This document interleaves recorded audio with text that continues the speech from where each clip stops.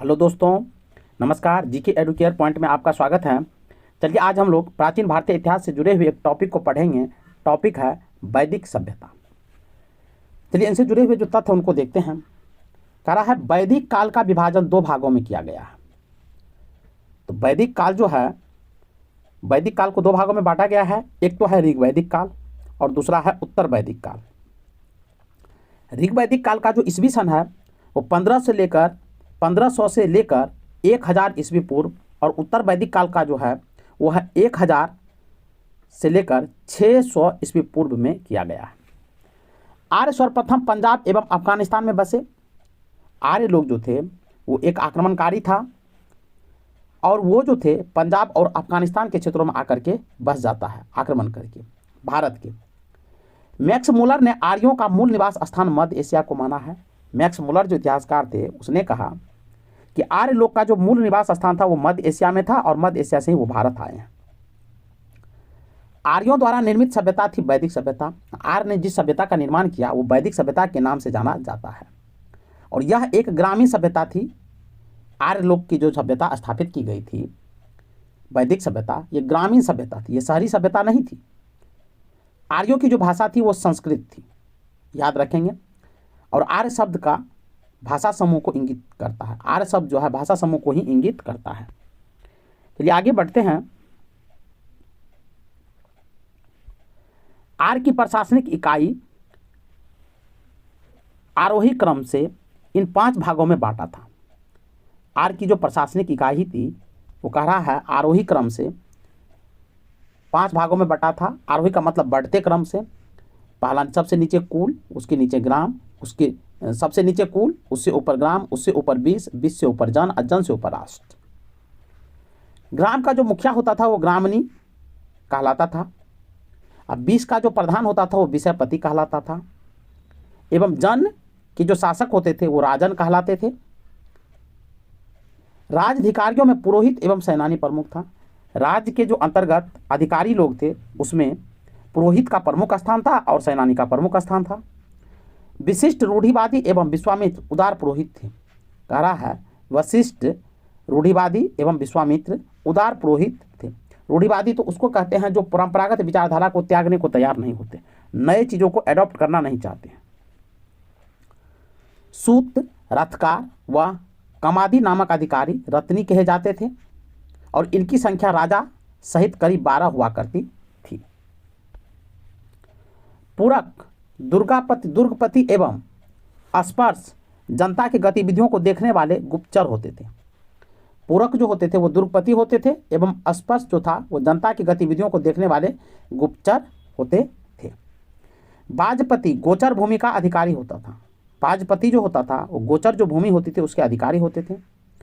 उग्र अपराधियों को पकड़ने का कार्य करता था। उग्र जो एक अधिकारी होते थे वो अपराधी लोग को पकड़ने का कार्य करते थे, जो अपराध करते थे।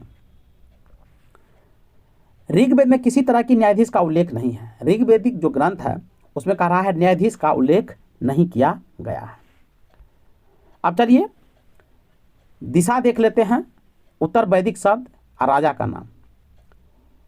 पूर्व जो दिशा कि जो उत्तर वैदिक शब्द था इसको पूर्व को प्राची कहा जाता था, इसके राजा सम्राट कहलाते थे। पश्चिम दिशा के जो शब्द थे उसको प्रतीची कहा जाता था, और इसके राजा का जो नाम था वह स्वराष्ट्र कहलाते थे। उत्तर को उदीची कहा जाता था, इसके राजा को विराट या राजा कहा जाता था। और दक्षिण का जो था इसका कोई नाम नहीं था, और यहाँ के राजा को भोज कहा जाता था, याद रखेंगे। सभा एवं समिति राजा को सलाह देने वाली संस्था थी। सभा समिति का उल्लेख है, और सभा समिति जो होता था वो राजा को सलाह देने वाली एक संस्था थी विभिन्न मुद्दों पर। सभा श्रेष्ठ एवं सम्राट लोगों की संस्था थी, जबकि समिति सामान्य जनता की थी। सभा के जो लोग होते थे वो अमीर वर्ग से होते थे, अमीर लोग होते थे, श्रेष्ठ लोग होते थे, बुद्धिजीवी लोग होते थे। जबकि समिति जो सभा थी उसमें आम जनता शामिल होता था। इसके अध्यक्ष को ईशान कहा जाता था। स्त्रियां सभा एवं समितियों में भाग ले सकती थी। अब महिलाएं जो होती थी उनको सभा में भी भाग लेने का अधिकार था और समितियों में भी भाग लेने का अधिकार था, कोई रोक टोक नहीं था। युद्ध में कबीले का नेतृत्व राजा करता था। कबीले जो ग्रुप में होते थे, समूह में होते थे कबीले, उनका नेतृत्व राजा के हाथ में था। और युद्ध के लिए गिविष्टि शब्द का प्रयोग किया गया है, जिसका अर्थ है गायों की खोज। दशराग युद्ध का उल्लेख ऋग्वेद के 7वें मंडल में है। यह युद्ध पुरुषनी यानी पुरुषनी रावी नदी को कहा गया है कि पुरुषनी नदी के तट पर सुदास एवं 10 जनों के बीच लड़ा गया था। दशराग यज्ञ जो था वो रावी नदी के तट पर लड़ा गया था, सुदास और 10 जनों के बीच, जिसमें सुदास की जीत होती है। ऋग्वैदिक समाज 4 वर्णों में विभक्त था। ऋग्वैदिककालीन जो समाज था वो 4 वर्णों में विभाजित था। ये 4 वर्ण थे ब्राह्मण, क्षत्रिय, वैश्य और शूद्र। यह विभाजन व्यवसाय के आधार पर किया गया, यानी व्यापार व्यवसाय के आधार पर वर्णों का विभाजन किया गया था। ऋग्वेद के 10वें मंडल के पुरुष सूक्त में चतुर्वर्णों का उल्लेख मिलता है। ऋग्वेद का जो 10वां मंडल है और 10वां मंडल के जो पुरुष सूक्त अध्याय है उसमें 4 वर्णों के बारे में कहा गया है। अब देख लेते हैं कुछ तथ्य है। उपनिषदों की जो कुल संख्या वो 108 है। महापुराणों की जो संख्या है वो 18 है। अब वेदांत की जो संख्या है ये 6 है। याद रखेंगे, ये पूछे जाते हैं। इसमें कहा गया है कि ब्राह्मण परम पुरुष के मुख से, यानी 10वें मंडल जो ऋग्वेद किया उसमें कहा गया है ब्राह्मण जो है वो ब्रह्मा के परम पुरुष के मुख से, क्षत्रिय जो है उनकी भुजाओं से, अब वैश्य जो है उनकी जांघ से एवं शूद्र जो है उनके पैरों से उत्पन्न हुए। ये 4 वर्ण जो है और चारों वर्ण की उत्पत्ति के बारे में कहा जा रहा है कि चारों वर्ण की जो उत्पत्ति हुई है परम पुरुष का मतलब ब्रह्मा, तो ब्रह्मा के मुख से हुआ है ब्राह्मण की उत्पत्ति। अब ब्रह्मा की भुजाओं से हुआ है, बाजुओं से हुआ है क्षत्रियों की उत्पत्ति। उनके ब्रह्मा के जांघों से हुआ है वैश्य की उत्पत्ति। अब ब्रह्मा के पैर जो है पैरों से हुआ है शूद्र की, जो निम्न जाति के उनकी उत्पत्ति। आर्यों का समाज पितृ प्रधान था। आर्य लोग का जो समाज था वो मातृ प्रधान नहीं था, पितृ प्रधान था, यानी वंश जो था वो पिता के नाम से चलते थे। समाज की सबसे छोटी इकाई परिवार थी, या उसको कुल कहिए, कुल थी। और जिसका मुखिया जो मालिक जो होता था वो पिता होता था, जिसे कुलप कहा जाता था। मालिक जो होता था परिवार का वो पिता होता था और उसी को कुलप कहा जाता था। स्त्रियां इस काल में अपने पति के साथ यज्ञ कार्य में भाग लेती थी। तो सभा समिति में तो स्त्रियां को भाग लेने का अधिकार था। इसका मतलब है कि स्त्रियां का स्थान जो था निम्न नहीं था, उच्च स्थान प्राप्त था। और यज्ञ कार्य में भी स्त्रियां भाग लेती थी। लेकिन बाद में आप देखेंगे, बाद में स्त्रियों की दशा हीन हो गई है। उनकी जो गरिमा है, गरिमा को कम किया गया। बाल विवाह पर्दा प्रथा का प्रचलन नहीं था। आप देखेंगे सिंधु घाटी सभ्यता में तो पर्दा प्रथा था, लेकिन यहाँ पर वैदिक काल में आप देखेंगे बाल विवाह नहीं होता था। छोटे उम्र में बच्चे की शादी नहीं होती थी। पर्दा प्रथा का प्रचलन नहीं था। महिलाएं घूंघट यहाँ पर नहीं करती थी वैदिक काल में। विधवा अपने मैत्रिक पति के छोटे भाई से विवाह कर सकती थी। लेकिन कह रहा यहाँ पर विधवा विवाह का प्रचलन था, बाद में जाकर के विधवा विवाह पर रोक लगा दिया गया है। आगे जब पढ़ेंगे तो आपको लगेगा कि वहाँ पर रोक लगा दिया, और निश्चित रूप से है। विधवा अपने, जब कोई महिला के पति मर जाता था तो वो अपने देवर से शादी कर लेती थी, इसकी अनुमति थी। स्त्रियां शिक्षा ग्रहण करती थी, स्त्री को पढ़ने का अधिकार था। ऋग्वेद में लोपमुद्रा, घोषा, सिक्ता, अपाला एवं विश्वास जैसी विदुषी स्त्रियां का वर्णन है। गार्गी ने याज्ञवल्क्य को वाद विवाद की चुनौती दी थी।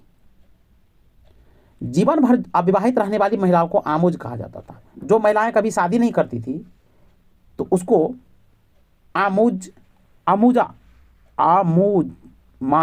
अमाजू कहा जाता था। जीविकोपार्जन के लिए वेदांत पढ़ाने वाला अध्यापक उपाध्याय कहलाता था। और जीविकोपार्जन का मतलब है अपना जीवन चलाने के लिए, खाना पीना का व्यवस्था करने के लिए, आमदनी के लिए, आय के लिए जो वेदांत पढ़ाने वाला अध्यापक होता था उसको उपाध्याय कहा जाता था। आर्यों का जो मुख्य पेय पदार्थ था वो सोमरस था। जो मुख्य पेय पदार्थ था, पीने योग्य पदार्थ था, वो सोमरस था। और यह वनस्पति से बनाया जाता था। वनस्पति से, ये पेड़ पौधे से बनाए जाते थे। आगे पढ़ते हैं। कुछ दिया है प्रमुख दर्शन और उनके प्रवर्तक। याद रखेंगे, बहुत ज़्यादा इंपॉर्टेंट है विभिन्न एग्जामों के पॉइंट ऑफ व्यू से। चार्वाक दर्शन के जो प्रवर्तक थे ये चार्वाक थे। योग दर्शन के प्रवर्तक जो थे पतंजलि थे। सांख्य के कपिल थे। न्याय के गौतम थे। और पूर्व मीमांसा के जैमिनी थे। उत्तर मीमांसा के बाद रायन थे। अब वैशेषिक के कनाद थे। तो इसको याद कर लेंगे। आर्यों मुख्यतः 3 प्रकार के वस्त्र का उपयोग करते थे, यानी 3 प्रकार के कपड़े पहनते थे। पहला होता था बास, दूसरा था आदिवास और तीसरा था उष्णिस। अंदर जो पहनने वाले कपड़े को निबी कहा जाता था, जिसको आज हम लोग कच्छा कहते हैं, जंगिया कहते हैं, अंडरवियर कहते हैं, इसको वहाँ पर निबी कहा जाता था। महर्षि कनाद को भारतीय परमाणुवाद का जनक कहा गया है। परमाणुवाद का जो जनक था वो महर्षि कनाद को कहा गया है। बहुत इंपॉर्टेंट प्रश्न है, पिछले वर्ष बीपीएससी के एग्जाम में ये प्रश्न पूछे गए हैं। आर्यों के मनोरंजन के मुख्य साधन थे संगीत, रथ दौड़, घुड़दौड़ एवं धूत कीड़ा। आर्य लोग जो मनोरंजन करते थे तो संगीत का सुनते थे, रथ दौड़ करते थे, रथ को दौड़ाते थे, घोड़ा का दौड़ करते थे, धूत कीड़ा ये सब करते थे। जबकि आप सिंधु घाटी सभ्यता में देखेंगे तो सिंधु घाटी सभ्यता में जो मनोरंजन के साधन थे वो शिकार करना था, पासा खेलना, ये सब वहाँ पर संगीत के साधन थे। आर्यों का जो मुख्य व्यवसाय था वो पशुपालन एवं कृषि था। आर्य लोग जो मुख्य व्यवसाय करते थे, पशु को पालते थे और कृषि पर खेतीबाड़ी करते थे, कृषि करते थे। गाय को अधन्या न मारे जाने योग्य पशु की श्रेणी में रखा गया था, यानी गाय को मारा नहीं जाता था। यानी समाज जो था परिपूर्ण रूप से सुदृढ़ था वैदिक काल में। गाय की हत्या करने वाले या उसे घायल करने वाले के लिए वेदों में मृत्युदंड अथवा देश से निकालने की व्यवस्था की गई थी। वेदों में जो नियम बनाए गए थे उनके अनुसार जो लोग गाय की हत्या कर देते थे या घायल करते थे उनको देश से बाहर कर देते थे या उसे मृत्युदंड दिया जाने का प्रावधान किया गया था। आर्यों का प्रिय पशु जो था वो घोड़ा एवं सर्वाधिक प्रिय देवता जो था वो इंद्र था। आर्य लोग जो सबसे ज़्यादा पशु, उन लोग को जो पसंदीदा पशु था वो घोड़ा था और देवता में जो सबसे लोकप्रिय देवता था उनका इंद्र था, जिसको बारिश की देवता, वर्षा की देवता कहा जाता है। आर्यों द्वारा खोजी गई धातु जो थी वो लोहा थी, जिसे श्याम अयस्क कहा जाता था और तांबे को लोहित अयस्क कहा जाता था। तो धातु जो थी वो लोहा थी और श्याम अयस्क उसको कहा जाता था और तांबे को लोहित अयस्क कहा जाता। बहुत इंपॉर्टेंट है, याद रखेंगे। भारतीयों को लोहे का ज्ञान ईसा पूर्व 8वीं सदी से प्राप्त हुआ, यानी कह रहा है भारतीय लोग को जो लोहे का ज्ञान प्राप्त हुआ है वो 8वीं सदी से प्राप्त हुआ है। हालांकि सिंधु घाटी सभ्यता में लोगों को लोहे की ज्ञान नहीं थी। व्यापार हेतु दूर दूर तक जाने वाले व्यक्ति को पनी कहते थे। व्यापार के लिए, व्यापार करने के लिए जो ज़्यादा दूर तक यात्रा करते थे उनको पनी कहा जाता था। लेन देन में वस्तु विनिमय प्रणाली प्रचलित थी और लेन देन जब व्यापार करते थे, कुछ खरीदना है, कुछ देना है, कुछ लेना है, तो इसमें वस्तु विनिमय प्रणाली थी। अब वस्तु विनिमय प्रणाली क्या होती है कि मान लीजिए कोई व्यक्ति जो है कॉपियाँ बनाता है और कोई व्यक्ति कलम बनाता है, तो वो खरीदते नहीं थे। वो क्या करते थे, जो कॉपी बनाता है वो कलम बनाने वाले को दे देते थे और कलम बनाने वाले कॉपी के बदले कुछ कलमें उनको दे देते थे। इस प्रकार की वस्तु विनिमय प्रणाली थी, यानी एक वस्तु के बदले दूसरे वस्तु का प्रचलन, लेन देन होता था। ऋण देकर ब्याज लेने वाले को बैकनॉट यानी सूदखोर कहा जाता था। जो व्यक्ति ऋण देता था तो ऋण दिया जाता था, महाजन होते थे और बदले में ब्याज लिया जाता था, उनको सूदखोर कहा जाता था। मनुष्य एवं देवता के बीच मध्यस्थ की भूमिका निभाने वाले देवता के रूप में अग्नि की पूजा की जाती थी। अग्नि की पूजा इसलिए की जाती थी कि वो कहता था मनुष्य और देवता के बीच जो है सामंजस्य को स्थापित करता है अग्नि, इसलिए अग्नि की पूजा की जाती थी, आग की पूजा की जाती थी। ऋग्वेद में उल्लेखित नदियों में सरस्वती सबसे पवित्र मानी जाती थी। अब वर्तमान में देखेंगे भारत की जो पवित्र नदी है वो गंगा को है, पवित्र नदी का दर्जा गंगा को प्राप्त है। लेकिन ऋग्वैदिक काल में आप देखेंगे तो पवित्र नदी का जो दर्जा प्राप्त था वो सरस्वती नदी को प्राप्त था। ऋग्वेद में गंगा 1 बार और यमुना का उल्लेख 3 बार हुआ है और ऋग्वेद में गंगा नदी का 1 ही बार उल्लेख मिलता है, जबकि यमुना का 3 बार मिलता है। इसमें सिंधु नदी का उल्लेख सर्वाधिक और सिंधु नदी का उल्लेख कई बार मिलता है। उत्तर वैदिक काल में इंद्र के स्थान पर प्रजापति सर्वाधिक प्रिय देवता हो गया था। आप देखेंगे वैदिक काल में जो प्रिय देवता था वो तो इंद्र था, जो वर्षा की देवता थी। लेकिन उसके बाद जो उत्तर वैदिक काल है, जो जिसका समय काल 1000 से 600 ईसा पूर्व है, तो उत्तर वैदिक काल के बाद का समय है, उसमें इंद्र के जगह पर प्रजापति प्रमुख देवता हो गए थे। विष्णु के 3 पगों की कल्पना का विकास उत्तर वैदिक काल में ही हुआ है। विष्णु की जो 3 रूप है उनकी कल्पना का विकास जो हुआ है वो वैदिक काल में ना होकर के उत्तर वैदिक काल यानी बाद के समय में हुआ है। उत्तर वैदिक काल में राजा के राजाभिषेक के समय राजसूय यज्ञ का अनुष्ठान किया जाता था। उत्तर वैदिक काल में जब राजा सिंहासन पर बैठता था, उनका राज अभिषेक होता था, तो राजसूय यज्ञ किया जाता था राजा के द्वारा। उत्तर वैदिक काल में वर्ण व्यवसाय के बजाय जन्म के आधार पर निर्धारित होने लगे थे। उत्तर वैदिक काल में वर्ण व्यवसाय के बजाय जन्म के आधार पर निर्धारित होने लगे थे। यानी जिस कुल में जन्म लेता है उसी के अकॉर्डिंग उसको व्यवसाय करने की अधिकार प्राप्त होता था। अब चलिए ऋग्वैदिक कालीन नदियाँ को देख लेते हैं। ऋग्वैदिक कालीन नदियाँ, अब इनके प्राचीन नाम है और आधुनिक नाम है। तो प्राचीन नाम था कुब्र, इसको कूरम कहा गया है।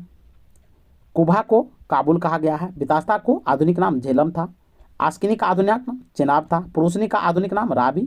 शतुर्दी का सतलज। विपाशा का व्यास। सदानीरा का गंडक। दृष्टि का घग्गर। गोमती का गोमल। अशुभस्तु का स्वात। ये जो है आधुनिक नाम है, याद रखेंगे, बहुत इंपॉर्टेंट है। इसमें से प्रश्न बनते हैं और पूछे जाते हैं। ऋग्वैदिक कालीन देवता इंद्र युद्ध का नेता था एवं वर्षा का देवता था। अग्नि जो था देवता एवं मनुष्य के बीच मध्यस्थ था, ये हमने अभी भी पढ़ा है, पहले पढ़ा है। वरुण पृथ्वी एवं सूर्य की निर्माता। समुद्र का देवता। विश्व के नियामक एवं शासक। सत्य का प्रतीक वरुण। ऋतु परिवर्तन एवं दिन रात का कर्ता, यानी ऋतु परिवर्तन जैसे वर्षा ऋतु आता है, गर्मी ऋतु है, इनका इस प्रकार से दिन रात का कर्ता। धौ आकाश का देवता, सबसे प्राचीन देवता था अधौ। सोम वनस्पति देवता, पेड़ पौधे के देवता सोम को कहा गया है। उषा प्रगति एवं उत्थान का देवता। उषा काल सुबह का जो सूर्योदय होता है उसी को उषा काल बोलते हैं, इसीलिए प्रगति और उत्थान का देवता। अश्विनी विपत्तियों को हारने वाले देवता। पूषण पशुओं का देवता। विष्णु विश्व के संरक्षक एवं पालन करता। विष्णु भगवान विष्णु को कहा गया है विश्व का संरक्षक और लोगों का जो पालन करता है उसे विष्णु को कहा गया है। मरुत आंधी तूफान का देवता। उत्तर वैदिक काल में हल को सीरा व हल रेखा को सीता कहा जाता था। उत्तर वैदिक काल में हल को सीरा और हल रेखा को सीता कहा जाता था। उत्तर वैदिक काल में निष्क और सातना मुद्रा की इकाई थी। मुद्रा का जो प्रचलन था, मुद्रा व्यवस्था का प्रचलन था उत्तर वैदिक काल में, याद रखेंगे। लेकिन मुद्रा को निष्क और सातमन कहा जाता था। सिक्कों के चलन का कोई प्रमाण नहीं है, सिक्के का चलन नहीं था। शाख दर्शन भारत के सभी दर्शनों में सबसे प्राचीन है। जितने भी दर्शन है उसमें सांख्य दर्शन जो है वो सबसे प्राचीन है और इनके अनुसार मूल तत्व 25 है, जिनमें प्राकृतिक पहला तत्व, इनके अनुसार मूल तत्व जो है नेचर में जो है वो 25 है और प्राकृतिक उसमें से पहला है। सत्यमेव जयते जो शब्द है ये मुंडक उपनिषद से लिया गया है और इसी उपनिषद में यज्ञ की तुलना 49 से की गई है। बहुत इंपॉर्टेंट है, ये याद रखेंगे। सत्यमेव जयते मुंडक उपनिषद से लिया गया है। गायत्री मंत्र सावित्री नामक देवता को संबोधित है। सावित्री नामक देवता को संबोधित करने के लिए गायत्री मंत्र का प्रयोग किया जाता था, जिसका संबंध ऋग्वेद से है। ऋग्वेद में गायत्री मंत्र की चर्चा है। लोगों को आर्य बनाने के लिए विश्वामित्र ने गायत्री मंत्र की रचना की। कह रहा है लोगों को आर्य बनाने के लिए विश्वामित्र ने गायत्री मंत्र की रचना की है। तो गायत्री मंत्र की रचना किसने किया गया है? विश्वामित्र के द्वारा, याद रखेंगे। श्रद्धा की प्रथा पहले पहल दत्तात्रेय ऋषि के बेटे निमि ने शुरू की थी। उत्तर वैदिक काल में कौशाम्बी नगर में प्रथम बार पक्की ईंटों का प्रयोग किया गया है। बहुत इंपॉर्टेंट है। उत्तर वैदिक काल में, हम वैदिक काल की बात नहीं कर रहे हैं, वैदिक काल की बात कर रहे हैं, क्योंकि वैदिक काल के बाद उत्तर वैदिक काल शुरू होता है जो 1000 ईस्वी से लेकर के 600 ईस्वी पूर्व है। तो इसमें कह रहा है कौशाम्बी नगर में प्रथम बार पक्की ईंटों का प्रयोग किया गया था। महाकाव्य 2 हैं, एक तो महाभारत, एक रामायण, हिंदू का धर्म ग्रंथ है। महाभारत का जो पुराना नाम है उसको जय संहिता कहा जाता था। तो महाभारत का पुराना नाम जय संहिता, यह विश्व का सबसे बड़ा महाकाव्य है। विश्व में जितने भी धार्मिक ग्रंथ है उसमें से सबसे बड़ा महाकाव्य जो है वो महाभारत है। गोत्र नामक संस्था का जन्म उत्तर वैदिक काल में हुआ था। गोत्र प्रथा जो शादी विवाह जो आजकल बच्चे को करते हैं, कहते हैं कि गोत्र का मिलान कीजिए, किस गोत्र के हैं, तो ये गोत्र नामक संस्था का जो जन्म हुआ है ये उत्तर वैदिक काल में हुआ, ना कि वैदिक काल में। वेदांत दर्शन के मौलिक ग्रंथ ब्रह्मसूत्र या वेदांत सूत्र की रचना बदरायण ने की थी। बहुत इंपॉर्टेंट है कि वेदांत दर्शन के मौलिक ग्रंथ ब्रह्मसूत्र या वेदांत सूत्र कहिए और इनकी जो रचना की गई है वो बदरायण के द्वारा की गई है। तो चलिए मिलते हैं नेक्स्ट वीडियो में। आज के लिए बस इतना ही।